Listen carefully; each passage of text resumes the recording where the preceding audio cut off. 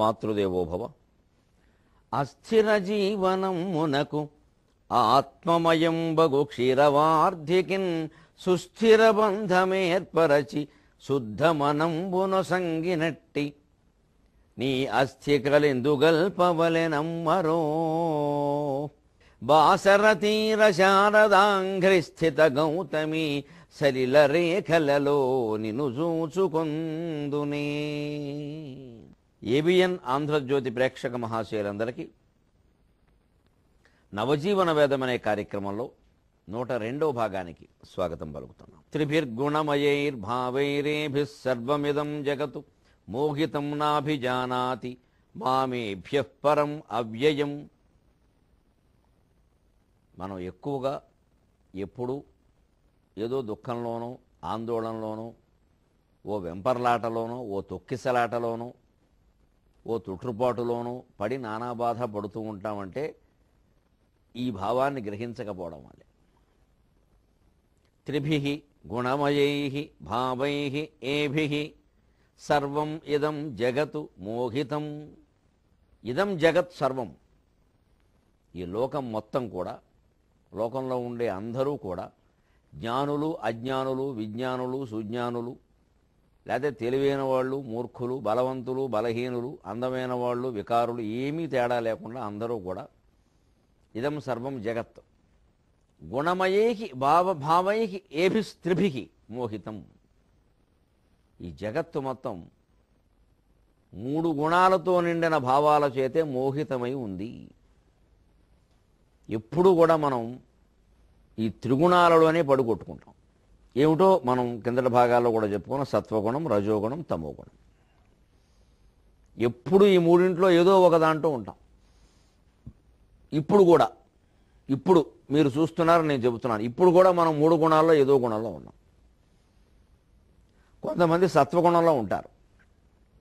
సత్వగుణంలో అంటే ఇగో నవజీవన వేదం చూస్తూ ఎంత బాగా చెబుతున్నారు, ఎంత బాగా చెబుతున్నారు, నిజంగా అందరూ విని బాగుపడితే దేశం ఎలా ఉంటుంది, ఈ భావనలో పడి వినడం మానేస్తారు. దీంట్లో మళ్ళీ చర్చ ఓ పక్క జరుగుతూనే ఉంటుంది. టీవీ కార్యక్రమం మనం చర్చ, అసలు అది వినడం ఉండదు. అది జరుగుతుంటే ఒక బాగా చెప్పింది, ఎంత బాగా చెప్పారని చర్చ. ఒక మనోనిగ్రహం ఏమిటంటే, ఒక మంచి కార్యక్రమం మనకి నచ్చింది, మనం నచ్చకపోతే చూడం కదా. కాలక్షేపానికి చూసే మేళం పక్కనట్టండి, ఆ మేళాన్ని లెక్కలోకి తీసుకోకల్లా. వాళ్ళకి పని పాట లేక చూస్తారు. అది కాదు, మనం కావాలని మంచిదేని చూస్తున్నప్పుడు అది అవుతున్నంతసేపు మాట్లాడకూడదు. అప్పుడు మాట్లాడే నిజానికి పాపం అభిమానమే, ఏదో చెప్పారు నచ్చింది. ఒక్కోసారి ఆ చెప్పేవారు ఫోన్ నెంబర్ ఉంటే వెంటనే ఇప్పుడు చేసేద్దాం కలుస్తుంది. మరి ఆయనకి ఎంత ఇబ్బంది అలా ఎప్పుడు పడితే ఎప్పుడు చేసేస్తే. నేను అందుకే చాలా స్పష్టంగా చెబుతూ ఉంటాను అందరికీ, అభిమానులు మీరు అనుమానంతో ఫోన్ చేసినా అభిమానంతో ఫోన్ చేసినా సాయంత్రం 4-5 మాత్రమే. మిగిలిన సమయంలో నేను పలకడం కష్టం. తప్పులేదు, మీరు అభిమానాలు వారికి ఉంటాయి. ఏమీ కారణం లేకపోయినా ఊరికే బాగుందండి మీరు చెప్పేదని చెప్పాలనిపిస్తే మంచిదే, మాకు కూడా అవసరమే, సంతోషమే కదా, మంచిదే. అలాగే ఏవో అనుమానాలు ఉంటాయి, ధర్మ సందేహాలు మామూలే కదా. ఈ కండువా చూడగానే మనకు వస్తాయి. సరే మంచిది, తప్పదు. కొన్ని రంగాల్లో ఉన్నాక కొన్ని విషయాలు తప్పవు. కట్టుకున్నాక కాచిపోయడం తప్పుతుందా అని ఈ ప్రవచనం అనేటువంటి రంగంలో, ఈ ఆధ్యాత్మికం లేకపోతే ఈ సాహిత్యం వీటిలో ఉన్నాక సందేహాలు ఉంటాయి. చెప్పడం మర్యాద కూడా తప్పేం లేదు.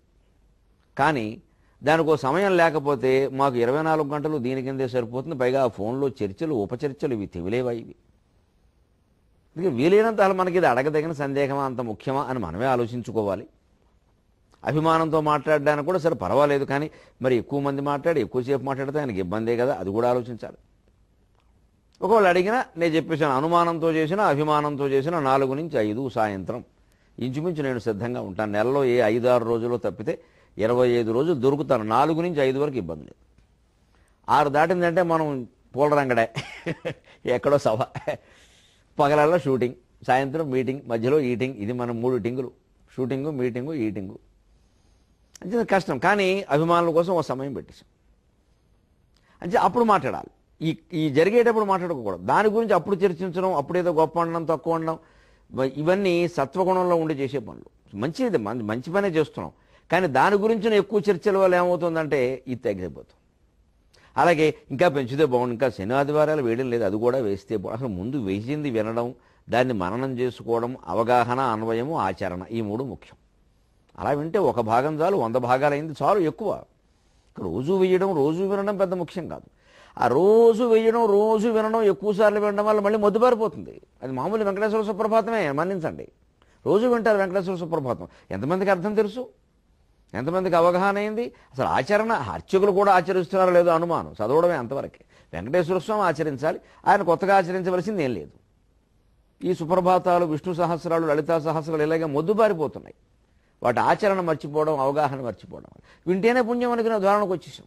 నవజీవన వేదం వింటే పుణ్యం అనుకుని వినొద్దు, చేస్తేనే ఏదైనా కలిసి వస్తుంది, లేకపోతే వినడం దండగే, మొహమాటం వెళ్ళి. అంటే సత్వగుణంలో అంటే దాన్ని మెచ్చుకుంటూనే మళ్ళీ మనం కొంత కోల్పోవడం సత్వగుణమైన ఆటంకం. అది వినడానికి కూడా ఆటంకం. రజోగుణం అంటే కొంతమంది వింటూ ఉంటారు, ఏమిటి పెద్ద ఈ మాత్రం మనం చెప్పలేమా, పెద్ద ఈయన చెప్పేస్తున్నాడు ఇక్కడ అని ఒకటి. లేదా అసలు భగవద్గీతకి ఇదేం అర్థం, ఇది ఎవరో ఆయన యోగశాస్త్రం ప్రకారం రాశారు, అది అర్థం. అసలు ఇదంతా రజోగుణ ప్రవృత్తి, ఇదే అర్థం అని ఎవరూ చెప్పలేదు. భగవద్గీతకి యుద్ధాన్ని ప్రేరేపించడం కోసం భగవద్గీత రాస్తే మహానుభావుడు మహాత్మా గాంధీ అనాసక్తి యోగము అనే పేరు మీద పూర్తి అహింస పరంగా అర్థం రాశారు. తప్పొందామా ఒప్పొందామా అని ఆలోచించండి. తప్పొందామా ఒప్పొందామా? కృష్ణుడు అభిప్రాయం అహింస అయితే యుద్ధం చేయమని చెప్పడు ఆయన. కానీ గాంధీ గారు రాశారు, తిలక్ గారు మరో రకంగా రాశారు, రామకృష్ణ మఠం వారు సరే ప్రామాణికమైన వ్యాఖ్యానం. ఇక ఎంతోమంది ఎన్నో రకాలుగా రాశారు. మంచిది, ఇది పూర్తిగా ఆధునిక జీవితానికి అన్వయించే వ్యాఖ్యానం. ఇందుకేం మొహమాటం లేదు. ఇందులో యోగశాస్త్రపరమైన విశేషాలు, వేదాంత విశేషాలు చెప్పడం ముఖ్యం కాదు. ఆధునిక జీవితంలో ఎదురయ్యే సమస్యలకి పరిష్కారాలు చెప్పడమే దీని ప్రధాన లక్ష్యం. దానికి అవసరమైన శ్లోకాలు నేను తీసుకుంటున్నాను. తాత్వికమైన లోతుల్లోకి వెళ్ళిపోయే శ్లోకాలు నేను తీసుకోవట్లేదు, వివాదాస్పదమైన కూడా తీసుకోవట్లేదు. ఆ చర్చలు మనకి ఇప్పుడు ముఖ్యం కాదు. అంచేత ఇది ఒక రకం. ఇది కాకుండా ఇదేమిటి, అది ఉంది, మా గురువు గారు అది చెప్పారు, అసలు ఆయన పుస్తకాలు చదవాల్సింది ఈయన అంటే ఏం లేదు. ఆ గురువు పట్ల మనం గురువు కారణంగా మనం ఒక అహంకారం పెంచుకున్నాం. ఆయన గొప్పవాడు, ఆయనకంటే ఎవడో చెప్పలేడు, అందుకని ఇంకెవరు చెప్పినా మనకు నచ్చదు. ఇది రజోగుణంతో చూడడం కార్యక్రమాన్ని. ఇక తమో గుణం, మహానుభావులు కొంతమంది ఉంటారు, పొద్దున్నైనా సరే అసలు ఈ ఆధ్యాత్మిక కార్యక్రమాలు ఏదైనా వచ్చారో శుభ్రంగా టీవీ పెట్టడం, ఇది శుభ్రంగా నిద్రపోతారు. తమో గుణం ఉంటారు. ఎందుకు వాళ్ళు మరి ఎందుకు వింటారు అంటే ఏదో 4 మాటలు అలా చెవిన పడితే అంతే. ఇది తమో గుణం అంటారు. ఎందుకు చెవిన పడితే ఉపయోగం అంటే దోమలు పడ్డాయి, మాటలు పడ్డాయి, ఏమిటి ఉపయోగం? అంటే ఇప్పుడు కూడా మనం 3 ఇంట్లో ఉన్నామంటే ఎప్పుడు ఉంటాం కదా. అందుకే మనకి ఎప్పుడు మనం 3 గుణాల్లోనూ ఉంటామని చెప్పడానికి ఈ చిన్ముద్ర చూడండి మీరు సరిగ్గా. ఈ చూపుడు వేలు జీవుడు, బొటన వేలు దేవుడు. ఈ 3 సత్వగుణం, రజోగుణం, తమో గుణం. ఈ మీరు ఇలా వదిలిపెట్టండి. ఈ చూపుడు వేలు ఎప్పుడు ఈ 3 కలిసే ఉంటుంది. అంటే జీవుడు ఎప్పుడూ సత్వగుణంలో కానీ, రజోగుణంలో కానీ, తమో గుణంలో కానీ ఉంటాడు. ఖచ్చితంగా ఏ విషయం మాట్లాడుతున్నా, ఎవరితో దెబ్బలాడుతున్నా, లేదు ఎవరితో ఆనందంగా గడుపుతూ ఉన్నా, ఎవరితో మాట్లాడుతూ ఉన్నా, ఎవరితో సఖ్యంగా ఉన్నా, ఏదైనా సరే ఎప్పుడు ఖచ్చితంగా 3 ఏదో దాంట్లో దేని పాలు ఎంత, ఏది 10 రూపాయలు, ఏది 90 రూపాయలు అనేది మనం చెప్పలేం. కానీ మొత్తం మీద 3 కలిపి ఉంటాయి. ఒక్కోసారి ఒకటే తీవ్రంగా ఉంటాం. అందుకే ఏభి సర్వమిదం జగత్తు, ఈ 3 గుణాలతో ఈ చూపుడు వేలు కలిపి ఉన్నంతకాలం మోహితం జగత్తు మోహింపబడింది, మోహంలో పడిపోయింది, మాయలో పడిపోయింది. నా అభిజానాతి మాం ఏభ్యః పరం అవ్యయం. ఏభ్యః పరం, ఈ గుణాలకి అతీతంగా, పరం ఏభ్యః పరం, ఈ గుణాలకు అతీతంగా ఉన్న అవ్యయమైన నన్ను నా అభిజానాతి తెలుసుకోవడం లేదు. ఈ 3 గుణాల్లోనూ పడికొట్టుకుంటుంది తప్ప ఈ 3 గుణాలకి అతీతంగా ఉండి తెలుసుకోవాలంటే ఏం చేయాలి? సరిగ్గా ఇదే చిహ్నం మీరు చూడండి. ఈ చూపుడు వేలు ఈ 3 కలిసిందన్నాం. దీన్ని చూపుడు వేలుని విడదీసి ఈ బొటన వేలుతో కలపాలి. ఇప్పుడు ఏమైంది? జీవుడు విడిపోయి దేవుడితో కలిశాడు. బొటన వేలు దేవుడు. ఎందుకంటే అంగుష్టమాత్ర పురుషోంతరాత్మ అని ఉపనిషత్తుల్లో ఉంది. ఈ లోపల ఉన్నటువంటి అందరిలో ఉండే దేవుడు అంగుష్టమాత్ర రూపంగా ఉంటాడు. అందుకే చనిపోయిన తర్వాత జరిగే కార్యక్రమాల్లో ఆ శిల అంటారు, ఆ ప్రేతం అంటారు, దాని రూపాన్ని కూడా బొటన వేలంత చేస్తారు. ఆ దేవుడు అని చెప్పడానికి పోయిన వాళ్ళందరూ దేవుళ్ళే కదా, మరి జీవుడైనా దేవుడైనా ఆయనే కదా. అందుకని వీటిని సరిగ్గా ఈ చూపుడు వేలు ఇలా జీవుడితో కలపడం అంటే ఈ 3 నుంచి వేలు. అరచేతిలో వైకుంఠం అంటే ఇదే. ఈ 3 గుణాల్లో ఉన్నటువంటి వాళ్ళని ఈ చూపుడు వేలు జీవుడిని దేవుడితో కలపడం. ఇందుకే చిన్ముద్ర, జ్ఞానముద్ర. మనం అరచేతిలో వైకుంఠాన్ని రుచి చూస్తున్నాం. మన వేదాంతం ఎంత గొప్పదో చూడండి. 4 వేదాలు, 6 శాస్త్రాలు, 6 వేదాంగములు, 18 పురాణాలు, 54 ఉపపురాణాలు, రామాయణ భారతాది ఇతిహాసాలు, 1000 సంస్కృత కావ్యాలు, 1000 తెలుగు కావ్యాలు కలిపి చెప్పినటువంటి సమగ్ర వేదాంత సారాంశాన్ని కేవలం అరచేతిలో మౌనంగా చెప్పిన జాతి నా భారత జాతి. ఎంత గొప్పదండి మన జాతి. మరొక దేశంలో, మరో మతంలో, మరో ధర్మంలో, మరో గ్రంథంలో చూపించమనండి. ఎలాగ ఊరికే పేజీలు, అంకెలు, నెంబర్లు చెప్పడం కాదు, ఇంత సూక్ష్మంగా 6, 3, 7, 6, 3, 9, 32, 66, 40 ఎందుకు ఈ డాష్లన్నీ పని లేక వెతుక్కుంటూ కూర్చోవడం, పుస్తకాలు వెతుక్కుంటూ ఇంతే. ఏ పుస్తకం అవసరం లేదు, ఏం మాట్లాడక్కర్లేదు. మౌనవ్యాఖ్యా ప్రకటిత పరబ్రహ్మతత్వం యువానం. దక్షిణామూర్తి దగ్గర బోల్డ్ మంది మహర్షులందరూ చేరి ఏమిటి ఈ ప్రపంచం అని అడిగితే, ఏమిటయ్యా వేరు జీవయ్యా, ఏమి లేదయ్యా, ఇది శూన్యమయ్యా, లేని దాని గురించి ఎందుకు బాధపడతావు, ఏదో కాలాన్ని నడుస్తుంది పోనీ, ఇంతే. దీన్ని మనకి నాగరికతలో భాగంగా చేశారు. ఇది సంస్కృతి, మానసికమైన భావన. ఈ చిన్ముద్ర మానసికమైన ఆధ్యాత్మికమైన భావన. మానసిక ఆధ్యాత్మిక భావాలన్నీ సంస్కృతి కిందకు వస్తాయి. భౌతికమైన విషయాలు నాగరికత కిందకు వస్తాయి. నాగరికత భౌతికం, సంస్కృతి మానసికం. ఇది మానసికం, నాగరికతలో భాగంగా చేశారు. ఎలాగో తెలుసా, పూర్వం ఆడపిల్లలకి జడ వేసేవారు. పూర్వం అనవలసి వస్తున్నందుకు మన్నించండి, ఇప్పుడు ఎక్కడ జడ కనపడటం లేదు. మంచి వారు జడ కనపడితే పద్యం చెబుదామని 6 ఏళ్లుగా చూస్తున్నా, జడ లేక పద్యాలు ఆగిపోయింది, కవిత్వం జడం అయిపోయింది. శుభ్రంగా ఇలా తిప్పు కొడితే వక్షస్థలంపై వాలుగా వ్రాలగా పాపికొండల మధ్య పాయదోత్సవం శుభ్రంగా ఉండాలి. అలా జడంటే అది మరి అలా ఏది ఆ జడ ఇది. కానీ ఆ జడలో గొప్పతనం ఏమిటంటే, జడ పదార్థం, జగత్తును మొత్తం జడం అంటారు. ఈ జగత్ రహస్యం అంతా జడలో ఉంది, అందుకే దాన్ని జడ అంటారు. సరిగ్గా జడలో ఉండేవి 3 పాయలు మీరు గమనించండి. ఆ 3 పాయలు అల్లేటప్పుడు చూడండి, పెద్దవాళ్ళు పూర్వం చాలా ఓపికగా కూర్చొని ముందుకు కొబ్బరి నూనె రాసి, పిల్ల కొంచెం విసుక్కుంటున్నా సరే జుట్టులోకి వేళ్ళు పోనొచ్చి ఇలా పెట్టి లాగి ఇలా మొత్తం మీద తీసి చిక్కు తీసి, దానికి చిక్కు దువ్వన్న వేరే, ఏర్ల దువ్వన్న వేరే, పేల దువ్వన్న వేరే, ఇన్ని రకాల వేరే అని. ఏ దువ్వన్న అవసరం లేదు, మనబోటిగాడు ఒక్కడే. అందుకని అవి ఏవో దువ్వెనలో పెట్టి అవన్నీ అక్కడ పెట్టి ఇలా లాగి మొత్తం మీద దాన్ని చూడ. 3 పాయలు ఎలా వేస్తారంటే ఇలాగా ఇలాగా ఇలాగా ఇలాగా, అసలు దేంట్లో ఏది కలుపుతున్నారో తెలియదు. 3 పాయలు పడి మొత్తం అందమైన జడ అల్లిన తర్వాత అసలు ఇందులో 3 ఉన్నాయా 2 ఉన్నాయా, అసలు 2 ఉన్నట్టు ఉంటుంది, ఎక్కడ 3వది కనపడదు. ఆశ్చర్యకరంగా 3వది వచ్చింది. అలాగ జడ 3 పాయలతో అల్లుకుపోయినట్టే జగత్తు కూడా 3 గుణాలతో అల్లుకుపోయింది. గుణం అనే దానికి తాడు అని కూడా అర్థం ఉంది. మరి ఈ పాయలు కూడా తాళ్లేగా, ఒక రకంగా వెంట్రుకలతో పేరున తాడేగా జడంటేను. కేసే పాశ్యం అంటాం కదా, పాశ్యమేగా. జగత్తు కూడా పాశ్యం, 3 పాశ్యములతో అల్లిందే కదా. అందుకే కదా అమ్మవారు పాశ్యాంకుశధారిని. పైగా ఆ పాశ్యాన్ని ఏమన్నారు, రాగద్రాగస్వరూప పాశాఢ్య. మనం పెంచుకున్న మమకారమే, ఇష్టమే పాశ్యం. ఆ పాశ్యం ఊడవుతుంది. ఆ పాశానికి గుర్తుగా సరిగ్గా కేశపాశాన్ని 3 పాయలతో వేస్తే 2 కింద కనపడుతుంది. అనుకోకుండా 3వది ఉందా లేదా. పైగా వేసినంతసేపు ఏది వేసాం చివరి మళ్ళీ జడగంట, దానికి మళ్ళీ 3 కుర్చీలో ఉంటాయి, 4వది ఉండదు. జడగంట కూడా 3 ఉంటాయి, 3 గంటలే ఉంటాయి. అంటే మొత్తం జగత్తు జడ అల్లినట్టుగా అల్లుకుపోయింది. ఇది జడ పదార్థం. అంతేకాదు, సారాంశం ఎంత గొప్పదో మన నాగరికత గమనించండి. ఈ జడ వెనకాలే ఉంటుంది ఎప్పుడు. జగత్తు వెనకాలే ఉండాలి, ఆత్మ ముందు ఉండాలి. అప్పుడు తేజస్సు బాగుంటుంది. ఒక్కోసారి జడ ముందుకు వస్తే బాగుంటుంది, అందంగా ఉంటుంది కూడా. కానీ ఆ జడకి మూలం వెనక భాగమే అని గమనించాలి. అంటే జగత్వం సంబంధమైన ప్రకోపాలు, ఈ 3 గుణాలు ముందుకు రావచ్చు, వస్తాయి, కానీ వెంటనే వెనక్కి వెళ్ళిపోవాలి. జడ ఎప్పుడు ముందుకే ఉంటే పెద్దవాళ్ళు వెంటనే పూర్వం ఏమిటా ముందుకేసి కూర్చుంటే, పెద్దవాళ్ళు వచ్చారు బుద్ధి లేదు వెనకై సరిగ్గా వేసుకో అనేవారు. తరగతి గదిలో జడ ముందుకేసుకుంటే కొట్టిన మాస్టర్లను చూశాను నేను. మనని కాదు, మనకు లేదుగా, వారిని, భిన్నలింగం వారిని కొట్టారు. అప్పుడు అలా పడేవారు. ఇప్పుడు అసలు కొట్టే పని లేదు, ఎందుకంటే జడ ఉంటేగా. అందరికీ కొత్తిమీర కట్టలే, ఎటు చూసినా కొత్తిమీర కట్టి. పెద్దవాళ్ళే ఎలా ఉన్నారు, ఇంక పిల్లలను అనుకోవడం ఎందుకు. అంచేతను జడ పోవడం వల్ల జగత్ పదార్థం కూడా మనకు అర్థం కాకుండా పోయింది. మన నాగరికతలో మీరు జడ అనండి, పెళ్లి ఆచారం అనండి, ఓ పండగ అనండి, వినాయక చవితికి ఉండ్రాళ్ళు అనండి, శ్రీరామనవమికి పానకం అనండి, ఆషాఢ మాసంలో అత్తారింటికి వెళ్ళొద్దని ఎందుకు చెప్పారో అనండి, ఏదైనా సరే లోపలికి పరిశీలిస్తే సంపూర్ణంగా అధ్యాత్మతత్వం, ఆధ్యాత్మిక భావన లేకుండా భారతీయమైన ఆచారం, ఆవకాయ బెడ్డంలో కూడా అధ్యాత్మతత్వం ఉంది. మరో సందర్భంలో చెప్పుకుందాం. అంతగా ఈ జడ పదార్థం అల్లుకుపోయింది. అందుకని త్రిభిర్గుణమయైర్భావైరేభి సర్వమిదం జగతు మోహితం నా అభిజానాతి మామేభ్య పరం అవ్యయం.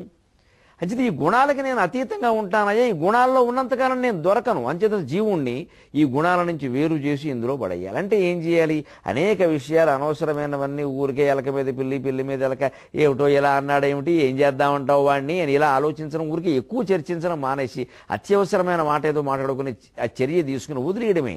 దాని ఫలితం అనుభవించడానికి సిద్ధంగా ఉన్నది. ఎన్ని ఫలితాలు మనం పుణ్య ఫలితాలు పాప ఫలితాలు అనుభవించినా జీవితం చాలా చిన్నది తల్లి. ఇది ఎవరికి ఈ రోజుల్లో 70 ఏళ్లకి మించి లేదు. ఇదివరకు 100 ఉండేది, ఇప్పుడు 70. ఆ 70లో 35 నిద్రలో పోయింది. ఇంకో 10 ఏళ్ళు కాలకృత్యాలు కామకృత్యాల్లో పోయింది. మిగిలింది ఎంత అంటే గట్టిగా ఈడ్చి కొడితే 10 ఏళ్ళు లేదు. ఇది దీని గురించి ఇంత తాపత్రయమా? అప్పుడు ఆ గుణాతీతమైన స్థితిలోనే భగవత్ పదార్థాన్ని అందుకోగలుగుతాం. అందులో లేకపోవడం వల్లే అందుకోలేకపోతున్నారు అంటున్నారు. అది అందుకోగలగాలి అంటే ఖచ్చితంగా మంచి మాటలు మాట్లాడడం అలవాటు చేసుకోవాలి, మర్యాదగా మాట్లాడడం అలవాటు చేసుకోవాలి. ఆ మంచి మాటలు మర్యాదగా మాట్లాడడం ఎంత గొప్పది అంటే, పలుమరు సజ్జనుండు మృదు భాషల పల్కు కఠోర వాక్యముల్ పలుకడు. పలుమరు సజ్జనుండు మృదు భాషల పల్కు కఠోర వాక్యముల్ పలుకడు. ఒకానొకప్పుడవి పల్కిన కీడునుగాదు నిక్కమే. ఒకానొకప్పుడవి పల్కిన కీడునుగాదు నిక్కమే. చలువకు వచ్చి మేఘుడు ఒక జాడను తావడగండ్లు రాల్చినన్. చలువకు వచ్చి మేఘుడు ఒక జాడను తావడగండ్లు రాల్చినన్. జలమగు శిలలగు నోటు వేగిరమె శీతల నీరముగాక భాస్కరా. శిలలగు నోటు వేగిరమె శీతల నీరముగాక భాస్కరా. పలుమరు సజ్జనుండు ప్రియ భాషల పల్కు. ఎప్పుడు మనం సజ్జనులమై ఉండి ఎదుటివారికి ఇష్టమయ్యేలా మృదువుగా మాట్లాడడమే అలవాటు చేసుకోవాలి. సత్యం, ప్రియం, అత్యవసరం, ఈ 3 పరీక్షలు పెట్టుకోవాలంట మాట్లాడే ముందు. ఇది సత్యమేనా, నేను నిజమే చెబుతున్నాను, నిజం కాకపోతే చెప్పొద్దు. ఎందుకు? అత్యవసరం అయితే ప్రాణం మీదకి వస్తే వేరు. ప్రాణం మీదకి ఏం రాదు, ఊరికి అలవోకగా అబద్ధాలు ఆడతాం ఏమిటండి? ఎంత పాపం అది, ఏం ప్రయోజనం కనీసం.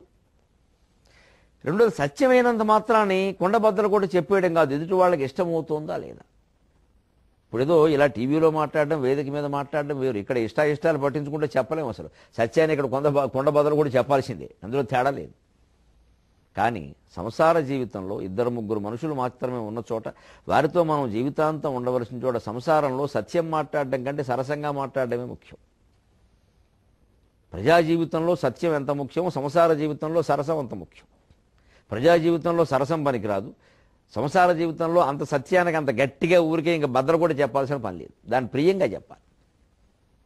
ఏదో ఇదివరకు కూడా మనం చెప్పుకున్నాం, ఏదో పదార్థం బాగోలేదు అనడం కంటే ఏమిటి ఇది నువ్వు చేసినట్టుగా లేదే అంటే సరిపోతుంది, చాలు. నువ్వు చేస్తే చాలా బాగుండేది, వేళ ఏమిటో అలా ఉంది చూసుకుంటారు వెంటనే, అంతే. అలాగే మూడవది అత్యవసరం. అసలు ఈ మాట సత్యం కావచ్చు, ప్రియమో కావచ్చు, అవసరమా? అనవసరమైంది ఎందుకు మాట్లాడడం? వారికి మేలు చేస్తుందా లేదా? సత్యం ప్రియహితం చేయదు, ఇలా చూసుకోవాలి. అలా మాట్లాడడం అలవాటు ఉంటేట వచ్చే ప్రయోజనం ఏమిటంటే, కఠోర వాక్యములు పలుకడు. సజ్జనుడైన వాడు ఎప్పుడు ప్రియంగా మాట్లాడతాడు, కఠినంగా మాట్లాడు. కానీ ఒకవేళ కర్మజాలక ఆయనకు కూడా కోపం వచ్చి, లేదా ఆవిడ ఆ సజ్జనురాలకు కూడా కోపం వచ్చి ఏదో ఒక్కోసారి ఏదో కోపపడ్డారనుకోండి, అవి కీడునుగా దునిక్కమే. అవి కీడు చెయ్యవు, మేలే చేస్తాయి. ఎందుకంటే సహజ స్వభావానికి విరుద్ధంగా వారు మాట్లాడి, ఎందుకంటే వారికి ప్రాణం విసిగింది. ఎంత మంచివాడైనా ఏమంటే కోపం రాదా ఒకసారి ఆలోచించండి. మనం మంచివాడు అంటే అర్థం ఏంటంటే మెత్తనివాడు కాకూడదు. మంచిదనం వేరు, మెత్తదనం వేరు కదా. అందుకని ఒకవేళ అంత సజ్జనుడు ఒక్కోసారి కోప్పడినా కూడా ఎవరికి కీడు జరగదు, మేలే జరుగుతుంది. పలుమరు సజ్జనుండు మృదు భాషలు పల్కు కఠోర వాక్యముల్ పలుకడు. ఒకానొకప్పుడవి పల్కిన కీడునుగాదు నిక్కమే. చలువకు వచ్చి మేఘుడు ఒక జాడను దావడగండ్లు రాల్చినన్. శిలలగు నోటు వేగిరమి శీతల నీరముగాక భాస్కర. దానికి ఉదాహరణ చెబుతున్నాడు. సజ్జనుడైన వాడు ఎప్పుడూ మంచిగా మాట్లాడతాడు, ప్రియంగానే మాట్లాడతాడు. కానీ ఏమండి వాడు కూడా మనిషి ఉప్పుకారాలు తింటున్నాడు, ప్రాణం విసగదా, కోపం రాదా? అలా కోపం వచ్చి ఎప్పుడైనా ఒక మాట అన్నా మనం కంగారు పడకూడదు. అతను హృదయం మంచిది కావడం వల్ల ఈ తాత్కాలికమైన కోపం తగ్గిపోతుంది. మనం కాస్త ఓపిక పడితే చాలు. దానికి ఉదాహరణ ఏమిటంటే, చలువకు వచ్చి మేఘుడు, చల్లగా అలా వచ్చినటువంటి మేఘం ఒక జాడను తా వడగండ్లు రాల్చిన. ఒక్కోసారి వడగళ్ల వాన వచ్చేసింది, ఉన్నట్టుండి ఏమిటో 4 వరకు బాగానే ఉందండి, అప్పటికప్పుడు వాన ఈ మధ్యన కొట్టింది, మరి అలా పంటలు నాశనం అయిపోయినాయి. ఉంటే ఒక అరగంట చాలు, ఎంత కావాలి? 10 నిమిషాలు కూడా చాలు పంటలు పాడైపోవడానికి. పంటలు పండాలి అంటే 10 నెలలు కావాలి, కానీ పంట పాడైపోవడానికి 10 నిమిషాలు చాలు కదండి. పిల్లాడిని గర్భం ధరించాలి, కష్టపడి కనాలి అంటే 10 నెలలు కావాలి, కానీ వాడు చెడిపోవడానికి 10 నెలలు చాలు కదండి. 10 నెలలు కూడా కావాలి, 10 రోజులు చాలు కదండి. ఇది జాగ్రత్త పడాలి. ఇల్లు వెయ్యడానికి 2 ఏళ్ళు కావాలి కానీ ఇల్లు పీకేయడం ఎంతసేపు అండి? అరగంటే కదండి. ఏదైనా అంతే. కష్టపడి పైకి రావడం ఎంత కష్టం, కిందకు పోవడానికే ఉంది. ఒక రాయిని కింద నుంచి కొండ మీదకి ఎక్కించాలంటే దొల్లించుకుని పైకి ఎక్కించుకుని నలుగురు సాయం పెట్టి పైకి ఎక్కిన కొద్దీ ఊపిరి బెగబట్టి ఎక్కించాలి. అదే రాయిని కిందకు దోసేయాలంటే ఇలా అంటే అయిపోయాయి, వచ్చేస్తుంది. జీవితంలో పతనం చాలా తేలిక, ఉత్థానం చాలా కష్టం. అలాగే వాన 10 నిమిషాలు చాలు. అలా వడగండు రాస్తే మనం ఏమిటో ఎప్పుడు ప్రశాంతంగా ఉండేది వడగండు రాల్సింది. అయితే ఏమైంది? ఆ 10 నిమిషాలు పోయాక వెళ్ళి చూడండి, శిలలగు నోటు ఆ వడగళ్ళు అంటే కురిసిన వాన నీళ్లు కళ్ళు రాయిలా అయ్యాయి అని అర్థం. వడగళ్ళు అంటే కళ్ళు అంటే రాయి, సన్నికల్లు, అది ముంతకల్లు, సన్నికల్లు, గుంతకల్లు. ఆ కల్లులో ఉన్నది రాయి, ముంతకల్లు వేరే, సన్నికల్లు, గుంతకల్లు, అందులో ఉన్నది రాయి. కళ్ళు అంటే రాయి. చాలా ఊళ్ళ పేర్లు, తోరణగల్లు, వరంగల్లు, ఇవన్నీ కళ్ళు మీద వచ్చి కళ్ళు అంటే రాయి. వరంగల్లు, ఓరగల్లు, ఏకశిలా నగరం, కళ్ళు అంటే రాయి. అందుకని ఇలాగా వడగళ్ళు వానలో కురిసేటువంటి వానలో గడ్డగట్టిన మంచుగడ్డలు అని అర్థం. రాయేది. అవి నిజంగా రాళ్ళలా ఉంటాయా? వేగిరమే శీతల నీరము కాక వెంటనే కింద పడిన వెంటనే అవి నీళ్ళైపోవడలా? అంచేత సజ్జనుడైన వాడు ఒకసారి కోప్పడినా పక్కనున్న వాళ్ళు భార్య అయినా భర్త అయినా పిల్లలైనా ఎవరైనా ఒక్క 10 నిమిషాలు అలా ఊరుకుంటే చాలు, ఆ కోపం తగ్గిపోతుంది. ఆయన కురిసిన వడగళ్ళే కాస్త దెబ్బ తగలచ్చు. వడగళ్ళ దెబ్బ ఎంత ఉంటుందండి? తగలచ్చు, కానీ అది నీరైపోతుంది చివరికి. అదంతా మన మంచి కోసమే. లేకపోతే ఎందుకంటాడు ఆయన? అంత సత్వగుణ సంపన్నుడైన వాడు ఆ కోప్పడితే రక్తపోటు వస్తుందని ఆయనకు తెలియదా? అందుకని ఎప్పుడైనా పెద్దవాళ్ళు పిల్లల మీద కోప్పడినా పిల్లలు దాన్ని అపార్థం చేసుకోకూడదు. మా నాన్నగారికి కోపం ఎక్కువ, మా అమ్మకి విసుగు ఎక్కువ అని యోగ్యతాపత్రాలు ఇచ్చేయకూడదు. ముఖ్యంగా పిల్లల్లో ఈవేళ ఒక వ్యాపిస్తున్న ఒక వ్యాధి, ఒక బలహీనత ఏమిటంటే ఈ టీనేజ్ వాళ్ళల్లో ముఖ్యంగా ఈ 18, 16 నుంచి 20, 24 వరకు ఈ వయస్సులో ఆ పెళ్ళిళ్ళు అయ్యే వరకు 30 ఏళ్ళు వచ్చే వరకు ఈ స్నేహితురాలుగా ఒక అమ్మాయి లేదా ఒక అబ్బాయి పరిచయం కాగానే ఈ ఇంట్లో విషయాలు, తల్లిదండ్రుల విషయాలు అన్నీ మొత్తం వాగేయడమే. అక్కడ ఇది పెద్ద బలహీనత. ఇక అక్కడి నుంచి వాళ్లే దైవం అనుకోవడం. పరిచయం కాగానే మా అమ్మే, మా నాన్నే అనేదో ఇంకా ఇంట్లో మా కుటుంబాలేంటూ మొదలు పెట్టేస్తే ఎంత ఘోరం అంటే ఇది. పిల్లలు తెలియక మాట్లాడుతున్నారు కానీ విషయాలు. రేపొద్దున ఆ అమ్మాయితోనే ఇతనికి పెళ్ళి అయితే, ఆ అబ్బాయితోనే ఈ అమ్మాయికి పెళ్ళి అయితే, రేపొద్దున తర్వాత అన్నీ ఆక్షేపించడం ఖాయం. మీ అమ్మ ఎలాంటిది నువ్వే చెప్పావు, మీ నాన్న ఎలాంటి వాడు నువ్వే చెప్పావు, నువ్వు అలాగే ఉన్నావు, ఇవన్నీ వచ్చేస్తే ఈ అమాయక ప్రజలకు తెలియడం లేదు. కాస్త ఎవరన్నా ప్రేమ చూపించి కాస్త బుట్టలో వేసుకోవడమో బుట్టలో పడ్డమో ఏదో జరగగానే మొత్తం బుట్ట దిమ్మరించడమే. ఇంకా నాకేదో ప్రేమ అందలేదు కాబట్టి నీ ప్రేమ కోరుకుంటున్నా. నిజంగానేనండి 25 ఏళ్ల వాడికి తల్లి ప్రేమ తండ్రి ప్రేమ అందకపోతే ఇప్పుడు ఈ గుంట చూపించే ప్రేమ ఎక్కువ అవుతుందా? అది గుంటూరు అవుతుందా? సీమాంధ్రకి రాజధాని అవుతుందా? ఎందుకు వచ్చిన మాటలు ఇవి? అవుతుందా అండి? ఇదో భ్రమ. ఎదుటి వాళ్ళ సానుభూతి పొందుదామనే ఆలోచన చాలా నీచమైన ఆలోచన అండి. ఎదుటి వాళ్ళకి అసూయ కలిగేలాగైనా బతకాలి తప్ప సానుభూతి పొందాలని అనుకోకూడదండి అసలు. ఇది వస్తుంది ప్రమాదం. అంచేతను కాస్త ఓపిక పడితే అయిపోయాయి, అది మనకు హాయిగా మేలు చేస్తాయి. ఇవాళ ఈ మేలు చేయకుండా అన్నీ చెప్పేయడానికి, అన్నీ వాగడానికి మూల కారణం సెల్ ఫోన్. మనం చమత్కార విభాగంలో ఈ సెల్ ఫోన్ గురించి చెప్పుకుందాం. గంగిరెద్దుల మెడ గంటమోలికనిది అధికారుల మెడలందు అందగించు. గంగిరెద్దుల మెడ గంటమోలికనిది అధికారుల మెడలందు నందగించు. మెయిలు సందేశము మొయిలు సందేశము మెయిలు సందేశమై చెవినిల్లు గట్టినట్లవతరించు. మొయిలు సందేశము మెయిలు సందేశమై చెవినిల్లు గట్టినట్లవతరించు. క్షణము తీరికలేక రణగుణధ్వని చేసి మధురయానమ్మును మట్టి చేయు. క్షణము తీరికలేక రణగుణధ్వని చేసి మధురయానమ్మును మట్టి చేయు. టిక్కు టిక్క నిమ్రోగు టిక్కు టిక్క నిమ్రోగు నొక్కి చూచిన ఎంత డొక్కు సందేశము వెక్కిరించు. టిక్కు టిక్క నిమ్రోగు నొక్కి చూచిన ఎంత డొక్కు సందేశము వెక్కిరించు. ఒళ్ళు మరిపించు ప్రియమైన ఊసులాడ కళ్ళు తెరిపించు నా బిల్లుగట్టు వేళ. ఒళ్ళు మరిపించు ప్రియమైన ఊసులాడ కళ్ళు తెరిపించు నా బిల్లుగట్టు వేళ. చెవులు చిల్లులు పడజేసే సెల్లు ఫోను ఇల్లు గొల్లను చేసే నీ సెల్లు ఫోను. ఒళ్ళు మండి నేనే చెప్పాను అవధానంలో ఈ పద్యం. ఒళ్ళు మండినా ఎంత చల్లని పద్యం వచ్చిందండి, జల్లుమనేలాగా. అధిక గంగిరెద్దుల మెడ గంట ఓలికనిది అధికారుల మెడలందు అందగించు. సంస్థల్లో పనిచేసే ఉద్యోగులు అధికారులు పాపం ఐఏఎస్ ఐపీఎస్ వాళ్ళు కూడా ఏదో గంగిరెద్దు మెడలో గంటలాగా ఇది ఒకటి బయలుదేరింది వచ్చిన వేలాడుతూ ఉంటుంది ఊరికే అటు ఇటు.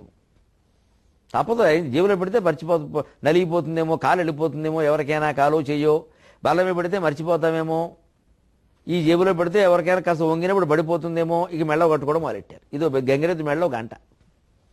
ఇది తప్పలేదు ఇది అందరికీ. ఆ పైన ఇదివరకు మేఘ సందేశం, మొయ్యులు సందేశం అన్న, మొయ్యులు అంటే మేఘం. ఆ మేఘ సందేశాలు ఉండేవి ఇదివరకు ప్రేయసీ ప్రియుల మధ్యలో. ఇప్పుడు అది మెయిల్ సందేశం, ఎస్ఎంఎస్, సంక్షిప్త మధుర సందేశం. దానికి అది ఎస్ఎంఎస్ అంటే సంక్షిప్త మధుర సందేశం. అది కూడా ఐ లవ్ యూ అని పూర్తిగా ఉండదు, 1, 4, 3 ఉంటాయి. ఐ అంటే 1, 4 love LOVE, you YOU 3. You అనడానికి YOU ఉండదు, యు ఒక యు ఉంటుంది అంతే. ఆర్ అన్నా ఒక OR ఉంటుంది అంతే. ఇంకా అది ORRO ARERO కర్మవాడు పడాల్సిందే. ఈ సందేశాలకి వారు పంప వీరు పంప, వారు పంప వీరు పంప. ఆసుపత్రిలో రోగంతో పడుకున్నా సరే సందేశాలే. అర్ధరాత్రి 11ంటికి దుప్పటి ముసుగెట్టినా సరే లోపల ఒక దివ్యకాంతి, విశ్వరూప సందర్శనం, సందేశాలు. ఏమిటో దివ్యకాంతి, అక్కడ లోపల శ్రీకృష్ణస్వామి విశ్వరూపమేమో అనుకుంటాం మనం. దుప్పటి తీస్తే ఏమీ లేదు, గర్ల ఫ్రెండ్కి సందేశం.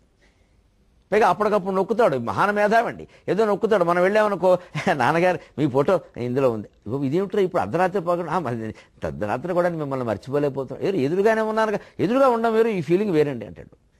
మనం మళ్ళీ వెళ్ళగానే దుప్పటి ముసుగు మావలే, ముసుగులోకి ఎవరు వస్తారో వారే వస్తారు, మనం ఎందుకుంటాం? ముసుగులోకి రావాల్సిన వారు వస్తారు, ముసుగు సుందరి. చూస్తున్నామండి ప్రత్యక్షంగా, ఇందులో ఏమి విచిత్రాలు ఏం లేవు. అది ఇదివరకు మేఘ సందేశం, ఇప్పుడు మెయిలు సందేశం. మేఘ సందేశము మొయ్యిలు సందేశము, మెయిలు సందేశమై చెవినిల్లు గట్టినట్లవతరించు. ఇలా ఇంకా మధురయానమ్మును మట్టి చేయు. ప్రయాణంలో ఎంత బాధోనండి, పుస్తకం చదువుకుంటలేదు, పడుకుంటూ లేదు, పెద్ద పెద్ద సెల్ ఫోన్లు అందరూ మాట్లాడటం. ఇది కాక అప్పుడప్పుడు సందేశాలు ఏమిటో, డొక్కు సందేశము వెక్కిరించు టిక్ టిక్ అని మోగుతుంది. ఏమిటని చూడగానే అందులో ఏమిటాయి అంటే, పలానా సినిమా పాటలు కావాలా, అయితే 6, 3, 7, 7 నొక్కు, లేకపోతే పీక నొక్కు. ఏమిటి నొక్కేది?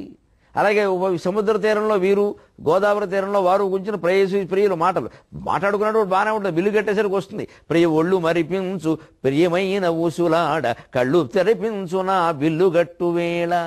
ఆ రకంగా చెవులు చిల్లులు పడజేసిన ఈ సెల్ ఫోను, ఇల్లు గొల్లను రించిన ఈ సెల్ ఫోన్. ఈ సెల్ ఫోన్ మానేస్తే ఈ ప్రేమ వ్యవహారాలు బాగా తగ్గిపోతే, చదువులు కూడా బాగుంటాయి, ఉద్యోగాల్లో కూడా మనం బాగా మన పనులు మనం చేయగలుగుతాం. కనీసం కార్యాలయం పనిచేసే సమయంలో మాట్లాడకూడదనే నియమం పెట్టుకున్నా చాలు. సెలవు.